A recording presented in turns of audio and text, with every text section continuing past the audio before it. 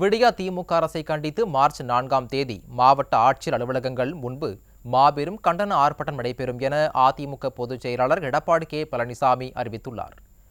இதுகுறித்து அவர் வெளியிட்டுள்ள அறிக்கையில், போதைப் பொருள் கடத்தல் கும்பலின் தலைவர் ஜாபர் சாதிக் விடியா திமுக அரசின் முதலமைச்சருடனும் விளையாட்டுத்துறை அமைச்சருடனும் எடுத்துக்கொண்ட புகைப்படங்கள் ஊடகங்களில் வெளியாகி உள்ளது என தெரிவித்துள்ளார்.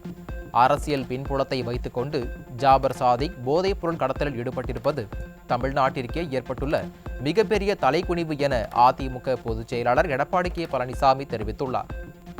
தமிழ்நாட்டின் சட்டம் ஒழுங்கை பாதுகாக்க வேண்டிய முதலமைச்சருடைய நேரடி கட்டுப்பாட்டில் இயங்கிக் கொண்டிருக்கின்ற காவல்துறை தலைவர் சங்கர் ஜிவால் போதைப் பொருள் கடத்தல் கும்பலின் தலைவன் ஜாபர் சாதிக்கிற்கு பரிசளித்து பாராட்டும் புகைப்படம் எடுத்திருப்பதை குறிப்பிட்டுள்ளார்.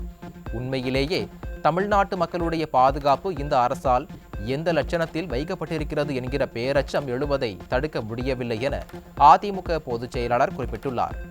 போதைப் பொருள் கடத்தல் கும்பலோடு அரசு எந்திரத்திற்கு தொடர்பு இருக்கிறது என்பது வெளிப்படையாக தெரிவதால் வேலியே பயிரை மேய்கிறதா என்ற சந்தேகம் தமிழ்நாட்டு மக்களுக்கு வந்திருக்கிறது என தெரிவித்துள்ளார்.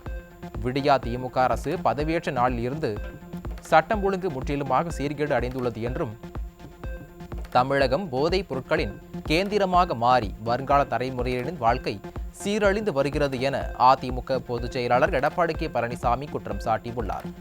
போதைப் பொருள் கடத்தலால் இந்திய அளவில் தமிழ்நாட்டிற்கு தலைக்குனிவு ஏற்பட்டுள்ளது என்றும், விடியா திமுக அரசை கண்டித்து அதிமுக இளைஞர் இளம்பெண்கள் பாசறை, மகளிர் அணி, மாணவர் அணி ஆகிய சார்பு அமைப்புகளின் சார்பில் மாபெரும் கண்டன ஆர்ப்பாட்டம் நடைபெறும் என்று அறிவித்துள்ளார்.